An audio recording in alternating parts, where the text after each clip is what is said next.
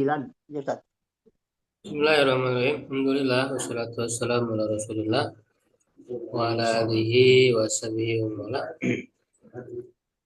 Kita lanjutkan kajian syarah hadis ya atau dari kitab Fathul Bari syarah hadis Sahih Bukhari. Masih di Kitabul Ilmi ya. Bab khuruj fi talabil ilmi. Keluar untuk menuntut ilmu.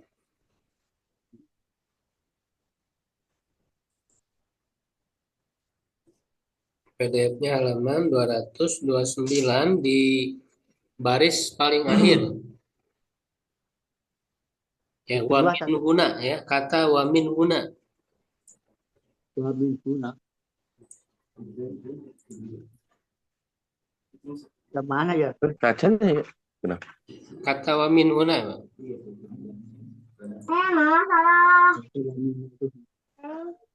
Ya, ada yang mau baca yang online mungkin?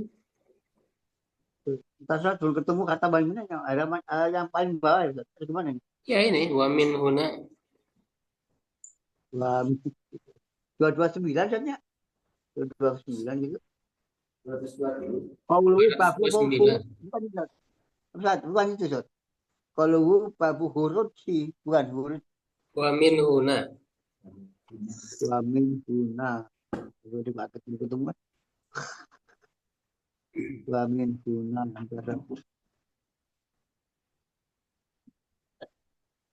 Ya, Kang Ipan boleh baca? Wa min huna. Wa min huna, wa min huna, wa min huna.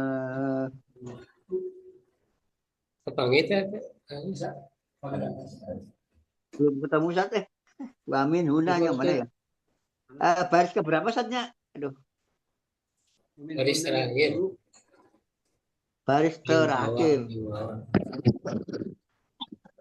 Mungkin beda Pak Wa Imran. min hunna Ya, Pak Imran. wa min hunna yazhuru Silahkan, siapa yang membaca? Ustaz, belum ketemu Ustaz eh. Aduh kan.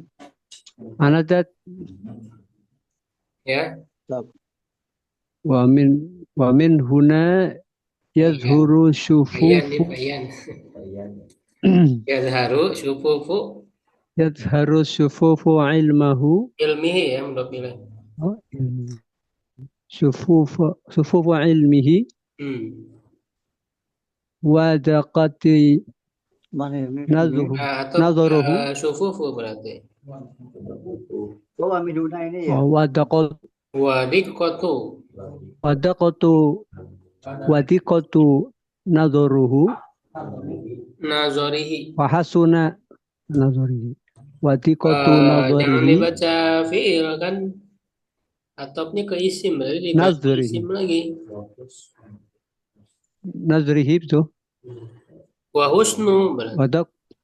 wa husnu tasawwifi Tasarrufihi. tasrifihi Tasarrufihi. tasarrufihi rahimahullahu ta'ala wa wahmu ibnu Wa Batol wahima ya. wa wahima ibnu Batol. Lanjutannya mana? Ya, fazama.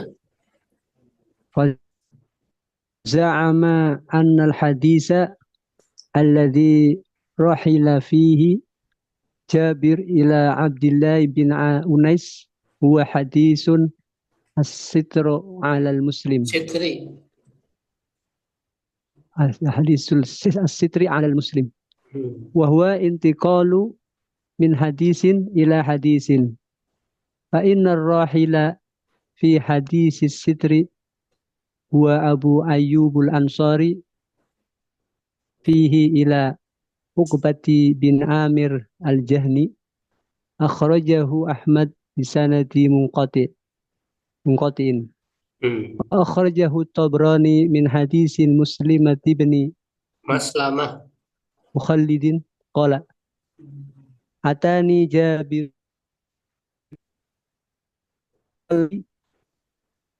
isun balaghani annaka tarwi begini tarwihi fi sitri fadzukira fadzukirahu Ada faqad waqa'a dzalik wa Ya, dzakarahu cukup ya kalian banyak.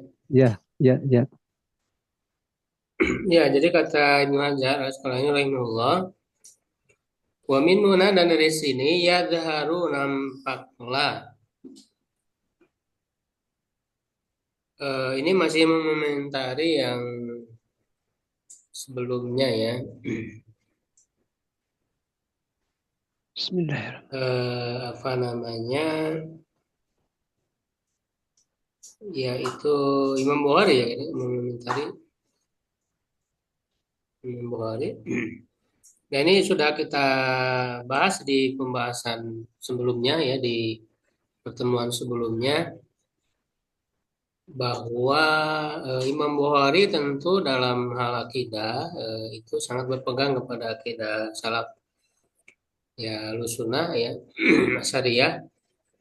Jadi tidak mempermasalahkan menetapkan suara bagi Allah ya, karena kan di hadisnya jelas ya, fayunadihim bisautin, Allah memanggil dengan suara. Jadi jelas ya, tidak ada masalah apa namanya ketika menetapkan suara bagi Allah ya. Tentu saja suara Allah itu berbeda dengan suara makhluk ya, itu sudah pasti berbeda ya, tidak ada sama sekali menyerupakan dengan makhluk.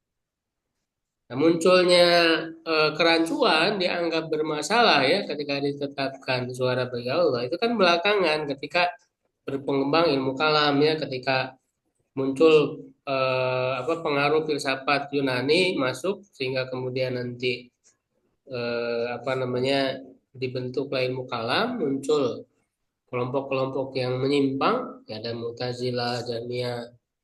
Itu dari situ mulai bermasalah, dianggap bermasalah kalau ditetapkan suara bagi Allah berarti jisim, berarti sama dengan makhluk, padahal tidak. Ya, para ulama salafus soleh dulu tidak mempermasalahkan itu. Makanya Imam Bukhari berpegang kepada akidah yang salaf tadi. Tidak mengikuti akidah disebutnya kholaf belakangan yang menggunakan ilmu kalam tadi. Pengaruh filsafat. Sehingga jelas ya dalam kitab beliau ya, baik di Sahih Bukhari ataupun di Khalqu Af'alil Ibad ya, karya Imam Bukhari. Ya itu jelas sekali beliau mengatakan Syautullah la yusbihu syautal mahlukin, atau aswatal mahlukin, suara Allah yang tidak sama dengan suara bau. Karena kan ketika Allah manggil Nabi Musa, itu kan oleh Nabi Musa didengar. Sesuatu yang didengar oleh manusia itu apa? Suara. Gitu. Jadi nggak ada masalah. Nggak ada masalah. Tapi Ibnu Hajar sebagai pensyarah ya, dalam Fathul Bari ini beliau agak terpengaruh oleh mukalam. Sehingga beliau apa namanya membawa perkataan Imam Bukhari ini tidak sesuai dengan yang dimaksud. Ini sudah kita kritik ya di pertemuan sebelumnya itu. Ya, sudah kita kritik penjelasan dari Ibnu Hajar. Gitu nanti. Lalu beliau di sini memberikan komentar ya terhadap Imam Bukhari ya. Nah, dari sinilah nampak kelembutan ilmunya, atau maksudnya kedalamannya. Kedalaman ilmunya, wadiqatu nazarihi, dan dalamnya penelaahannya, wa husnu tasarrufi, dan bagusnya tindakannya. Rahimahullah ta'ala wa wahima Ibnu Battal. Dan Ibnu Battal melakukan waham tadi yang kita bahas tentang waham tadi kan, anggapan yang lemah, yang keliru. Ya, Ibnu Battal ini salah satu pensyarah dari Sahih Bukhari. Jadi Sahih Bukhari kan banyak syarah ya. Sebelum Ibnu Hajar ini banyak syarah, ada Ibnu Battal, ada Al-Kirmani, gitu ya, banyak lah. Sehingga dalam Fathul Bari ini Ibnu Hajar sering menukil dari syarah-syarah para ulama sebelumnya.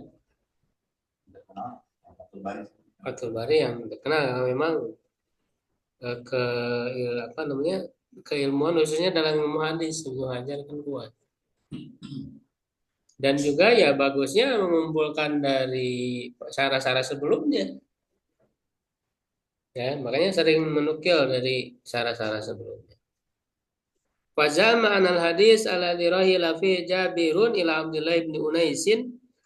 Dia mengira, Ibnu Battal mengira bahwa hadis yang Jabir melakukan rihlah ya padanya pada hadis tersebut kepada Abdullah bin Unais huwa hadis sitri alal muslim. Dia adalah hadis sitri alal muslim. Sitri alal muslim menutupi seorang muslim. Yang hadis siapa yang menutupi aib seorang muslim gitu.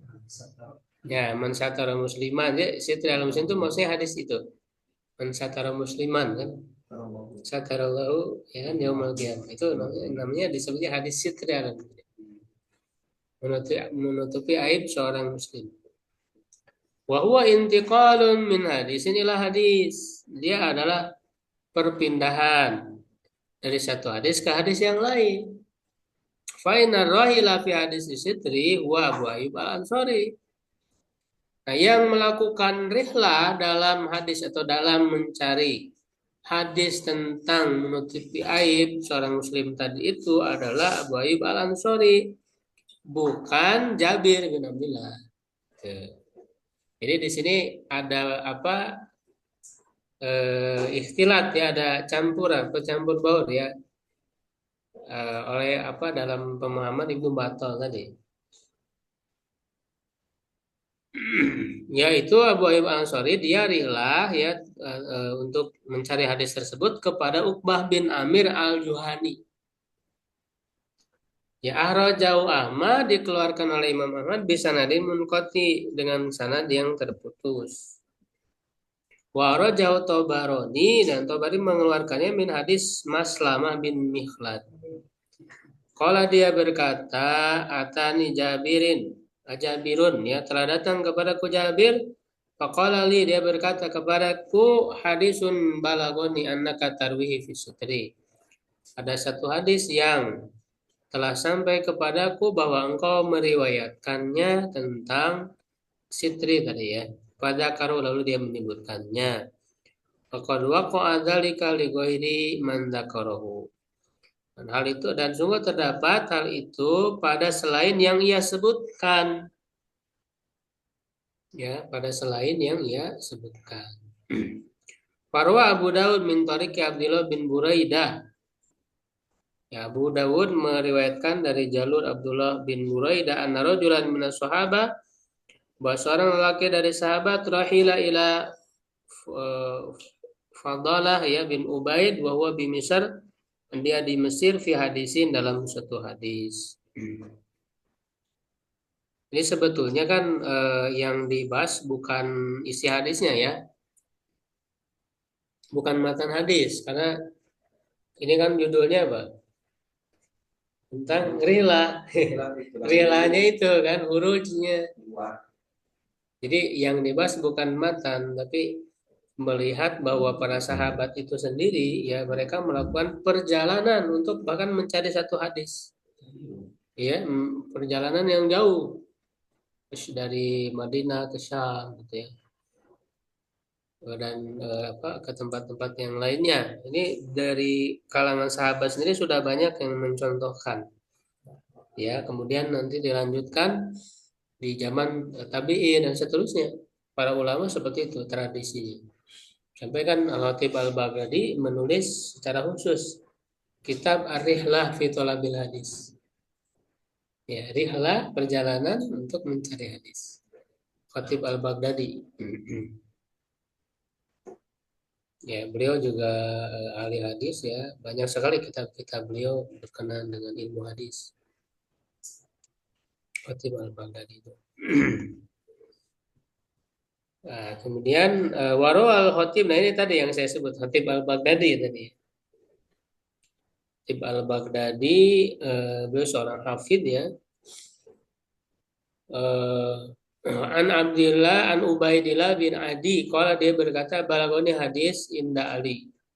Lah sampai kepadaku hadis di sisi Ali, fakhibtu in mata an la ajidahu inda ghairi. Ya, aku takut, khawatir jika ia meninggal, aku tidak mendapatinya di sisi selainnya. Itu ada di Ali bin Abi Thalib itu ya suatu hadis. Farohil tu maka aku melakukan rihlah perjalanan Ubaidullah bin Adi tadi ya. Hatta qadimtu alaihil Iraq sampai aku datang kepadanya di Irak. Ya. Nah, ini menyebutkan beberapa contoh ya. Wa tatabu dzalika yaksuru. Ya, dan melakukan tatabu ya, tatabu itu mengikuti atau menyebut satu persatu gitu. Kalau mau disebut satu persatu riwayat yang menyebutkan rihlahnya ya, para sahabat itu dalam mencari hadis itu akan banyak gitu. Yaksuru sehingga ini sebagiannya saja yang disebutkan. Wasayati qaulu Sya'bi fi mas'alatin, dan akan datang perkataan Sya'bi dalam permasalahan ya in kana rajul la yarhalu fi madunaha ilal madinati. Ya in di sini sepertinya ini innya bukan in syarat.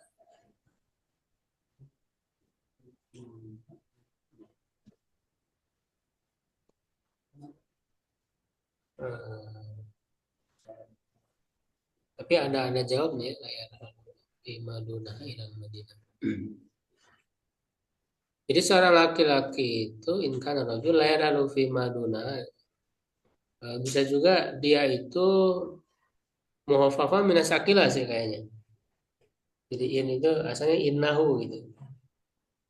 Jadi sesungguhnya, jadi ada seseorang ya, dia akan melakukan perjalanan ya pada yang di bawah dia ya ke Madinah. Maksudnya kepada orang junior, kepada junior. Tapi di orang yang di bawah dia, yang junior dari dia itu memiliki hadis gitu ya, yang dia tidak miliki. Gitu. Ya, dia akan melakukan rihlah. Ya, saking pentingnya. Ya.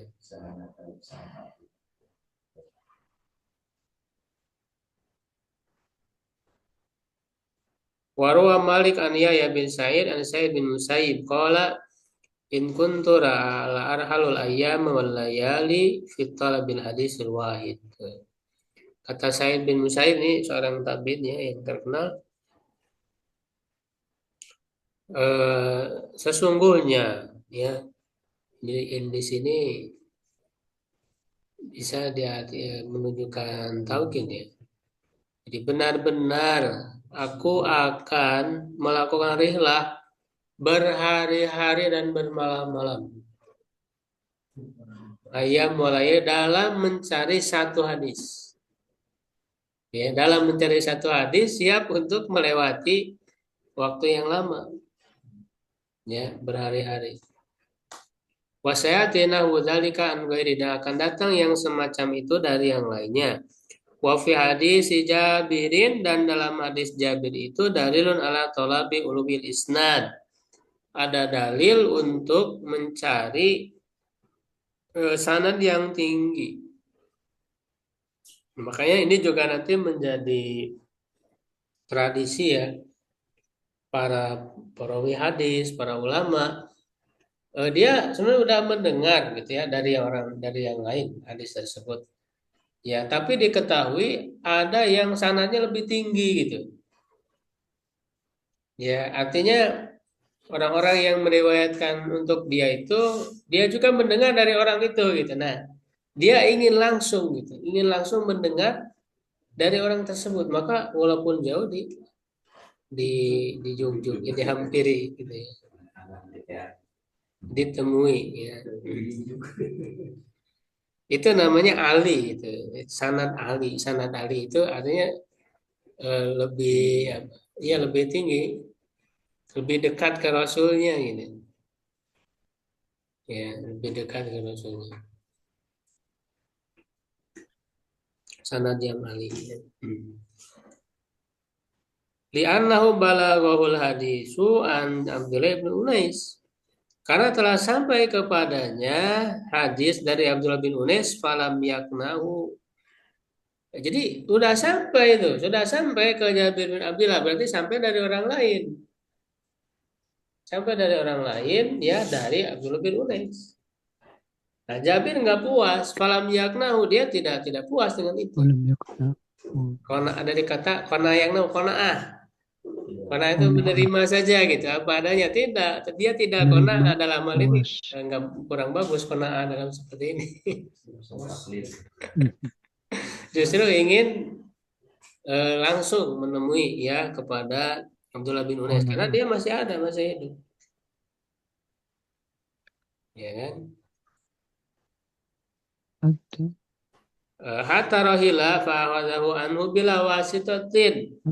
Ya hingga ia melakukan rela lalu mengambilnya darinya tanpa perantara. Wasayati an Ibnu Mas'ud dan akan datang dari fi kitab Fadailil Quran, dalam kitab Fadailil Quran qauluhu, perkataannya lau alamu dan alamu bi kitabillahi minni lahirahiltu ilaihi. Kalaulah aku mengetahui ada seseorang yang lebih mengetahui terhadap kitab Allah dariku, niscaya aku akan rela kepadanya. Ini menunjukkan semangatnya ya para sahabat salafus saleh kita dalam mencari ilmu. Ya, terutama ya terhadap Al-Qur'an dan Sunnah, hadis ya. Jadi siap untuk melakukan rihlah walaupun dalam waktu yang lama, dalam jarak yang jauh. Gitu ya. Jadi nah itulah ya, menuntut ilmu itu nyari yang lebih berilmu, yang paling berilmu. Karena ada kepuasan ya bagi orang yang semangat ya, cinta kepada ilmu. Ketika mendapat ilmu itu ada suatu kepuasan batin yang tidak bisa digantikan oleh apapun. Ya, bahkan melebihi kenikmatan fisik, makan gitu ya. Betul.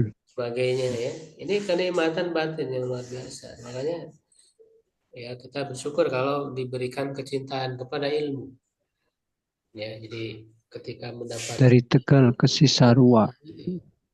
makanya kan seperti Imam Malik kan ketika ditanyakan kalau ada satu waktu yang tersisa ya bagimu yang tidak ada lagi waktu yang lain gitu, apa yang kamu lakukan untuk pada waktu tersebut? Dia mengatakan ilmun ata'alamu bi, ilmu yang aku pelajari. Bahkan kan sampai ketika akan meninggal pun para ulama itu tetap aja menuntut ilmu dalam kondisi sakit pun. Ya, Ibnu Taimiyah rahimahullah itu luar biasa. Ketika beliau sakit diletakkan kan kitab itu di sisi kepala beliau. Kalau lagi merasa enak, dia akan baca. Ya, dia akan baca kitab itu. Kalau sedang terasa sakit, dia istirahat gitu. Begitu aja terus. Sampai kemudian, kata dokternya itu itu yang akan memperlambat katanya sakitmu itu. Lalu kata Ibnu Taimiyah, bukankah orang itu akan lebih cepat sembuh kalau merasa bahagia? Ya kata dokter, iya, saya merasa bahagia dengan ilmu. Gitu. Dengan ilmu saya merasa bahagia, merasa tentram, sehingga justru kondisi seperti itu bisa membantu penyembuhan. Nah, jadi rata-rata para ulama itu luar biasa. Ya, kecintaan mereka. Makanya Abdullah bin Mas'ud ini adalah termasuk salah seorang yang direkomendasikan oleh Nabi untuk belajar Al-Quran. Belajar Al-Quran karena memang sangat luar biasa. Kalaulah ada orang yang lebih tahu ya aku pasti akan datang kepadanya. Apalagi zaman sekarang mudah gitu ya. Sudah ada rekaman dan sebagainya untuk bisa meraih ilmu itu. Wa akhrajal Khatib mengeluarkan an Abil Aliyah qala kunna nasma'u an ashabi Rasulullah SAW. Kami pernah mendengar dari sahabat Rasulullah SAW, falanar hatta kharajna ilaihim. Kami tidak ridho hingga kami keluar kepada mereka, fasami'na minhum, lalu kami mendengar dari mereka. Ya, jadi ingin dengar langsung. Karena itu lebih kuat itu kalau dengar langsung. Waqil Ali Ahmad, dikatakan kepada Imam Ahmad, rajulun yatlubul ilma yalzamu rajulan indahu ilmun katsir. Seorang laki-laki yang mencari ilmu yang bermulazamah, selalu menyertai kepada seseorang yang memiliki ilmu yang banyak, au yarhalu, atau dia melakukan perjalanan. Qala Imam Ahmad menjawab, yarhalu, dia melakukan perjalanan. Nah, jadi jangan cukup dengan ada satu guru yang misalnya dia walaupun banyak ilmunya gitu. Nah, ini menunjukkan bahwa belajar ilmu itu jangan membatasi gitu kan. Ya walaupun tentu disesuaikan juga kan dengan kemampuan kita, dengan kesempatan, waktu dan sebagainya. Apalagi misalnya banyak pilihan ya tentu kita memilih mana yang barangkali lebih diprioritaskan untuk belajar. Ya. Apalagi kalau waktu kita terbatas. Gitu ya, memang lebih bagusnya lebih banyak guru lebih bagus. Makanya para ulama kan dulu gurunya tuh banyak. Ayar halu ya. Tapi belajar itu ya tentu untuk menambah ilmu gitu. Jangan nggak ada tambahan, jangan ada tambahan ilmu gitu. Ya. Jadi terus meningkatkan. Yaktubu an ulama il amsar, dia menulis dari ulama di berbagai negeri. Fayushafiun nasa wa yata'allam minhum. Yushafiu di sini ada keterangan Yushamu ya apa Yashamu. Ya, jadi maksudnya Fayushafiun nas, dia langsung berbicara kepada orang-orang itu ya ta'allam minhum. Maksudnya kepada para ulama itu, jadi berbicara langsung, bertemu langsung dan belajar dari mereka. Wa fihi maka nali sahaba minal hirsi. Dan di dalamnya, maksudnya di dalam hadis itu terdapat kandungan ya faidah yang para sahabat itu memiliki al-hirsi, kesungguhan, semangat ala tahsili sunan nabawiyati, untuk mendapatkan sunnah-sunnah Nabi. Wa fi jawazu itinaqil qadimi haitsu la tahsulur ribatu. Dan di dalam hadis itu juga ada kebolehan ya, itinaqul qadimi itu la tahsulur ribatu. Bolehnya memeluk orang yang datang. Tinaknya di mana supaya dia tidak merasa ragu. Itulah supaya tidak ada keraguan. Jadi ini kan hadis yang ini kan salah satunya ketika datang itu dirangkul gitu. Ya iyalah. Oke.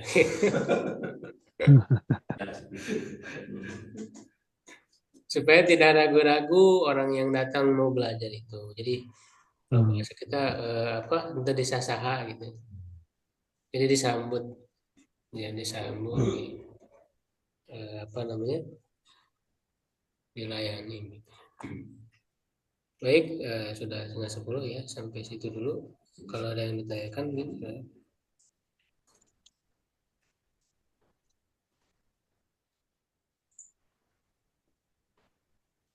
Dari itu para sahabat dalam mencari hadis ternyata kan lebihnya kendaraan unta.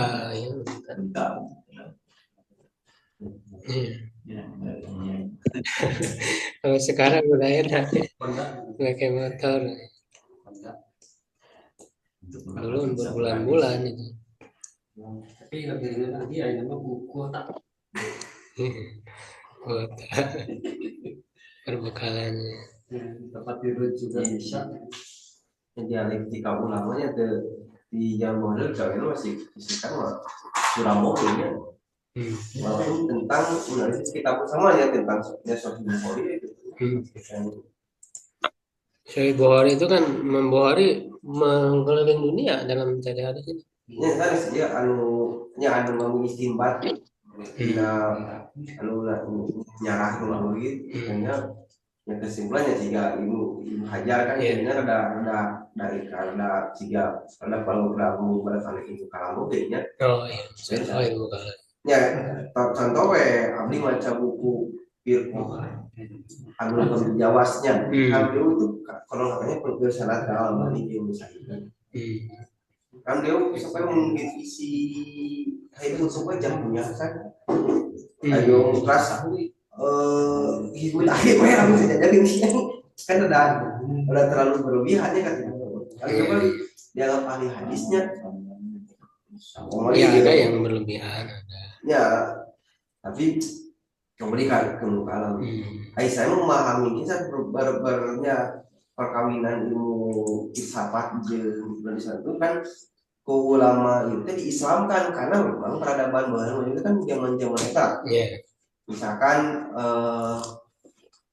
dulu filosof Plato kan ngomongin masalah jiwa, jism, ruh itu pas di mana masih bahas.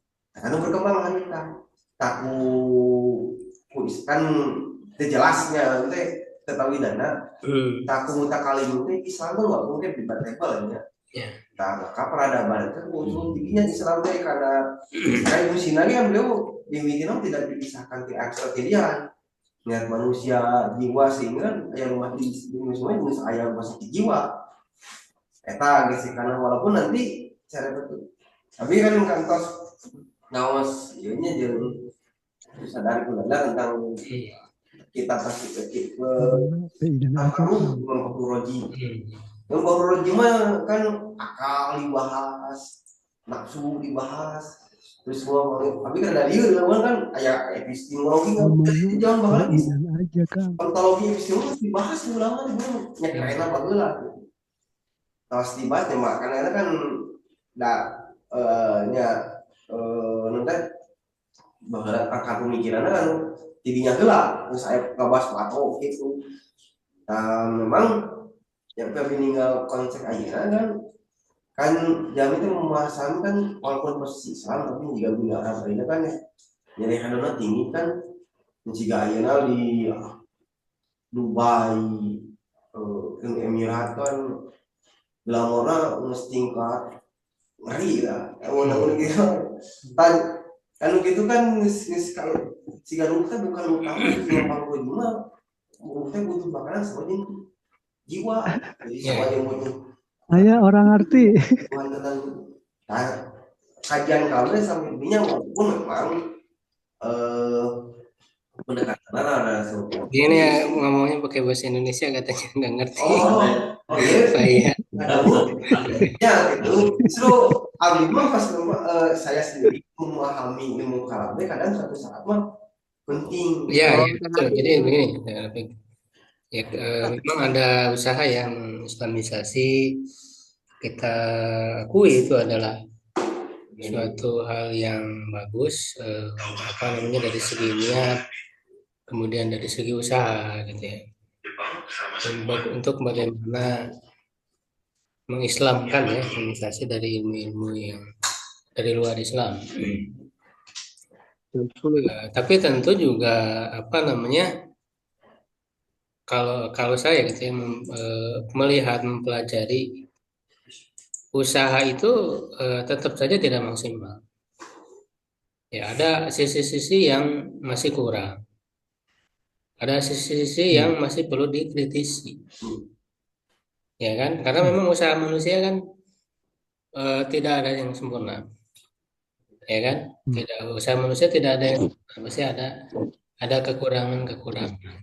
Gitu ya. Sisi positif kita ambil karena memang dalam Islam peradaban Islam itu terbuka ya infitah apalagi dalam hal-hal yang urusan keduniaan ya selama ada manfaat dari filsafat kan dari segi keduniaannya misalnya ya untuk mengembangkan ilmu-ilmu duniawi itu kan memang ada pengaruh positif gitu ya dari filsafat ya. Orang berpikir sehingga lahir ilmu-ilmu pengetahuan, khususnya masalah ilmu umum gitu kan, masalah ilmu duniawi. Ya itu kita bisa ambil ya dalam hal-hal urusan duniawi seperti ketika Nabi Muhammad pun beliau mengambil apa namanya cara membuat parit ya dari peradaban Persia, kondak gitu kan dari sama Faris itu kan dari peradaban Persia itu. Ya, kemudian menggunakan stempel untuk mengirim surat. Ya, cap. Dari mana? Dari peradaban Romawi. Membuat mimbar dari peradaban Habasyah. Ya kan? Dari segi hal-hal yang seperti itu, hal yang teknis untuk keduniaan. Ya kan? Nah, tapi kalau kemudian nanti apalagi dalam masalah akidah, ya kan, dalam masalah syariat, nah kita harus betul-betul menguasai betul landasan kita Al-Quran dan Sunnah. Nah, sehingga kalau anak saya melihat ada pengaruh-pengaruh yang negatifnya dari filsafat, dari kemudian mukalam yang mengaburkan ya pemahaman-pemahaman yang jelas dalam Quran dan Sunnah. Ketika di zaman awal ya salafus saleh mereka menerima gitu ya dengan tanpa ada permasalahan, tanpa ada muncul anggapan-anggapan negatif gitu ya ketika ditetapkan tentang tangan Allah, wajah Allah dan sebagainya. Ya kan nas-nas yang sangat jelas di dalam Al-Quran dan Sunnah. Tapi kemudian oleh pengaruh filsafat, pengaruh ilmu kalam ini jadi dipermasalahkan. Ya, padahal dulu tidak masalah. Sehingga orang yang menerima ya apa adanya yang jelas dari ayat, dari hadis, ya itu kan langsung dianggap negatif oleh mereka. Oh ini harus dialihkan, harus ditawilkan, gitu ya. Padahal di zaman awal itu tidak seperti itu, sehingga banyak ya nas-nas yang jelas ini menjadi dikabulkan. Nah itu diantara hal-hal yang negatifnya yang perlu kita kritisi. Jadi ketika orang misalnya ilmu kalam bagaimana apakah diterima atau ditolak? Ya sebenarnya harus diperjelas dulu apa yang dimaksud ilmu kalam. Karena kan orang kadang ketika memperdebatkan sesuatu belum jelas apa yang dimaksudnya, karena bisa jadi berbeda. Ya kan? Orang mendefinisikan bahwa ilmu kalam itu kan menggunakan hujah-hujah akal, ya kan, untuk membela akidah Islam.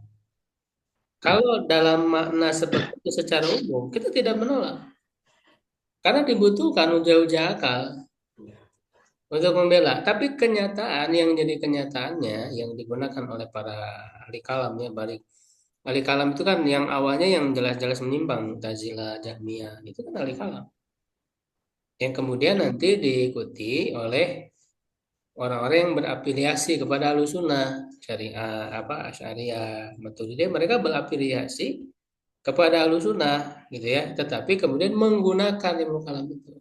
Nah, ketika mereka menggunakan ya ternyata terpengaruh oleh pola cara berpikir menggunakan hujah akal tadi.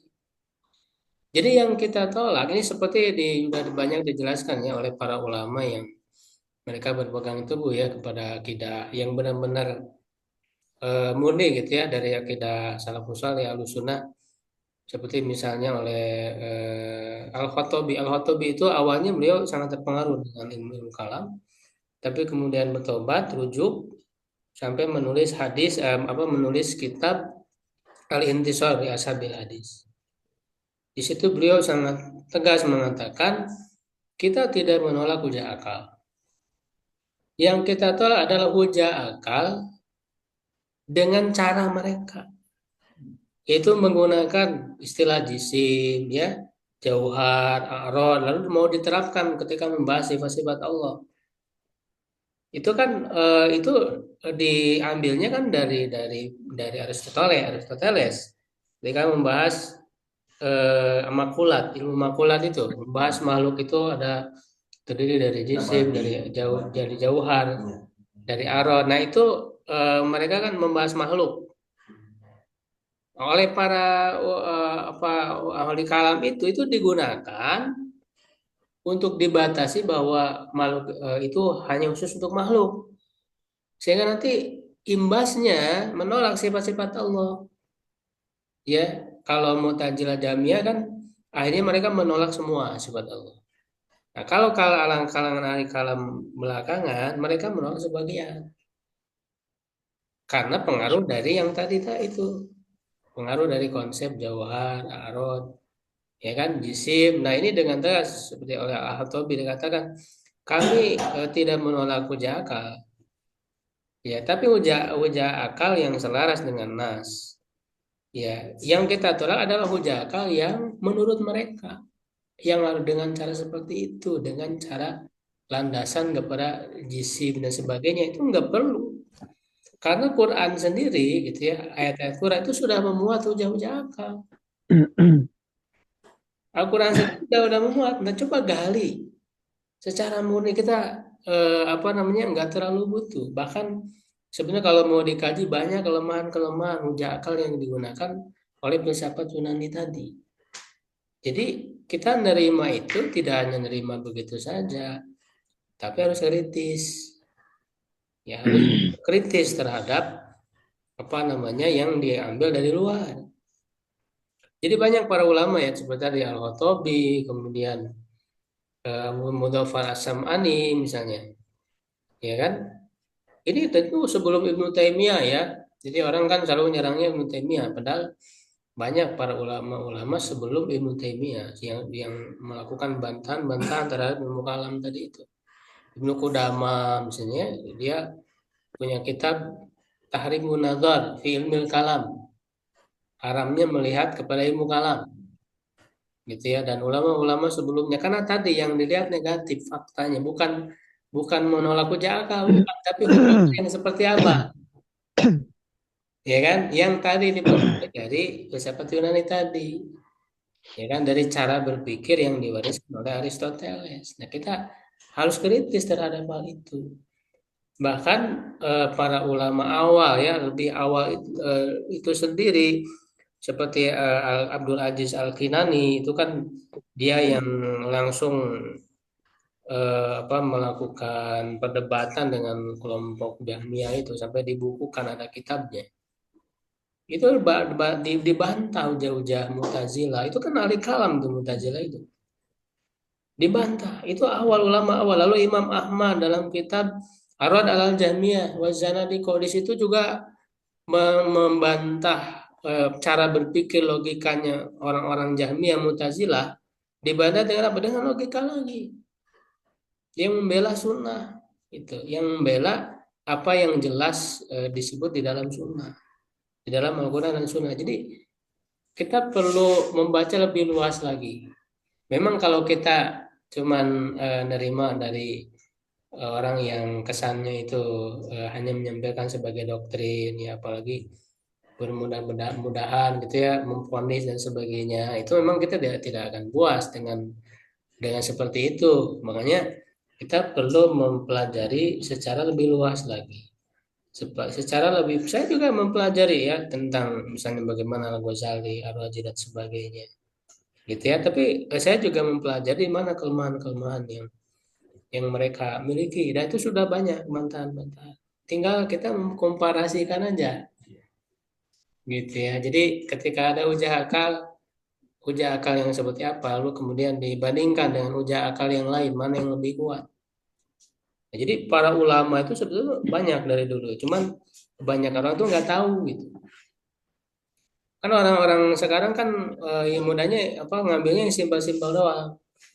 Apalagi ke ulama-ulama yang akhir gitu, akhirnya disebutlah Wahabi gitu kan, cap Wahabi, karena memang dari itu aja sumbernya. Padahal kalau mau digali lebih luas dari ulama-ulama yang lebih awal, lebih dulu, itu banyak. Nah, ini yang perlu diperkenalkan.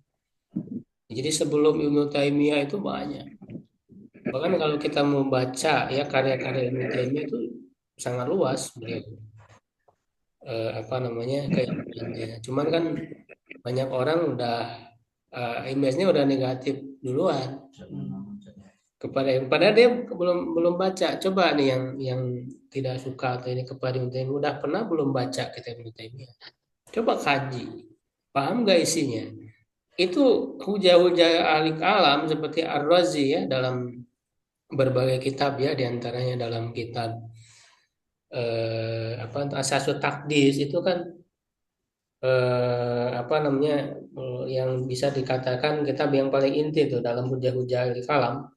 Itu kan satu persatu dibantah oleh Ibnu Taimiyah dalam kitab ada Darut Ta'arud ya, akli wa nakal, itu kan bantahan langsung kepada Farud dan Ar-Razi. Kemudian juga ada Bayan Talbis Jahmiyah. Nah, coba dikaji, dikomparasikan hujah-hujah yang digunakan, ya kan? Nah, kalau saya sendiri sudah memahami bagaimana argumen Ar-Razi, bagaimana bantahannya, khususnya dalam masalah akidah tadi. Gitu ya. Kalau dalam masalah hal yang lain banyak tentu kita ambil manfaat. Nah, ini beda dengan orang-orang yang tadi dalam tanda kutip sumbu pendek lah gitu ya. Yang pokoknya ditolak semua, itu enggak begitu. Al-Ghazali tolak semua, kitabnya bakar. Ar-Razi tolak semua, ini enggak begitu. Karena ilmu Islam ini banyak, tidak bisa kita membatasi. Banyak hal yang baik kita ambil dari Ar-Razi, dari Al-Ghazali. Tapi menerima itu bukan berarti tanpa kritik. Yang kita anggap kelirunya, ya kita tolak. Ya kan? Begitu juga Ibnu Taimiyah dan yang lainnya. Karena tadi semua ulama itu nggak masuk. Ada kekeliruan, kita fokus saja kepada argumen. Nah,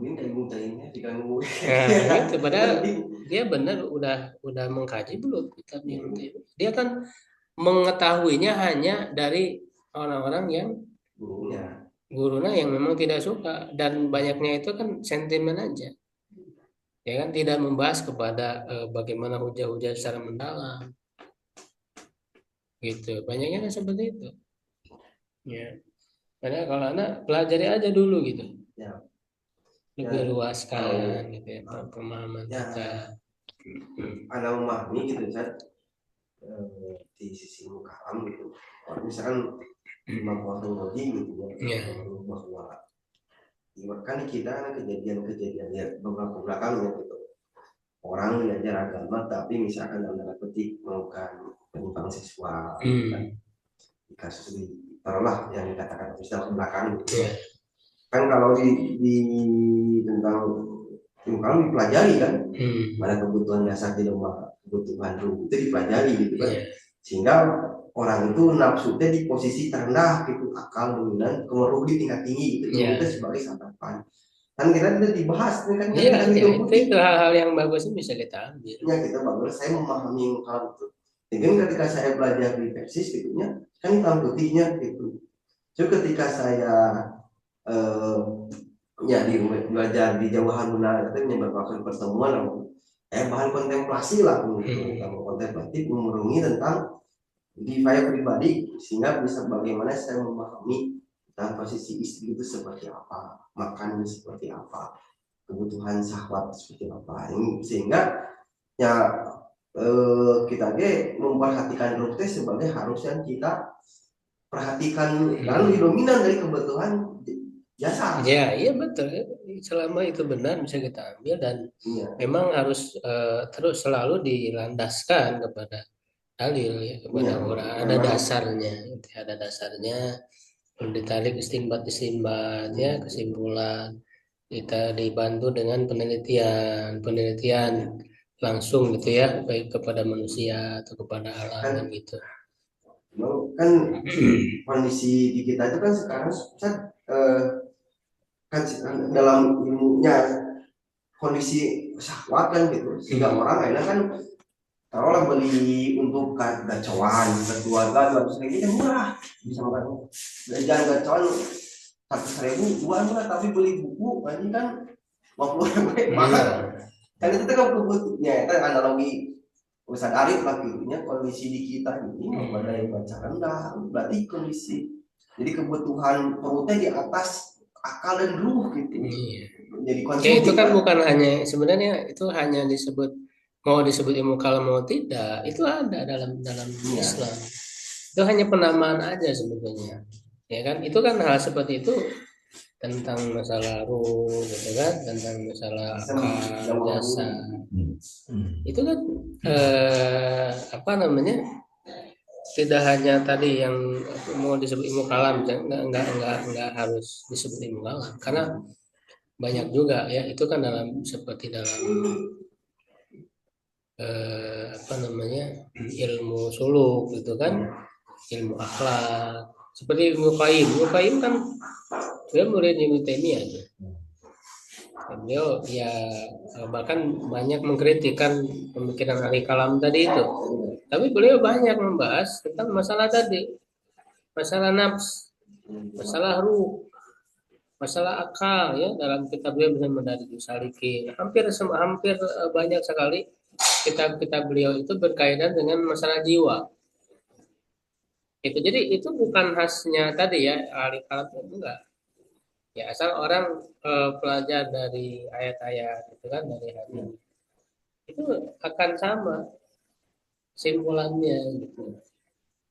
Ya, jadi sebenarnya tadi jangan terkaca dengan penamaan. Kalau nama tersebut yang dimaksudnya adalah benar ya. Kenapa orang menolak ilmu kalam tadi? Karena tadi dia sudah identik dengan menggunakan hujah-hujah yang dipengaruhi oleh filsafat Yunani tadi, sehingga menimbulkan kekeliruan dalam akidah yang ditolak itu. Sekarang kan masalahnya agak diperluas tuh. Makna ilmu kalam tuh bukan hanya cara berpikir sesuai filsafat Yunani atau khusus tadi itu. Jadi lebih diperluas hujah akal secara lebih umum.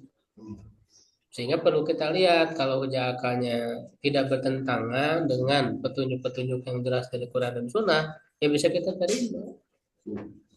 Ya, Gitu. Jadi ada perluasan makna. Ali di orang masih kena batas normal lah, sudah anu ya sebatas masih kena koridori itu. Iya, makanya kan sebetulnya antara pro dan kontra anti itu ya perlu didialogkan, karena kan bisa jadi maksudnya kan berbeda gitu. Dan jika Maksudnya berbeda. Jika miskat ya ada. Itu kan jadi dari kita belum tepati laku wacana itu ya. Begini bahasa Iwan kajian Jawa karena 5an kan. 5an di grup Ustadz Suryawan tinggiluan itu tamat itu teh. Kemarin kamar dalam itu karena beliau sibuk beres itu.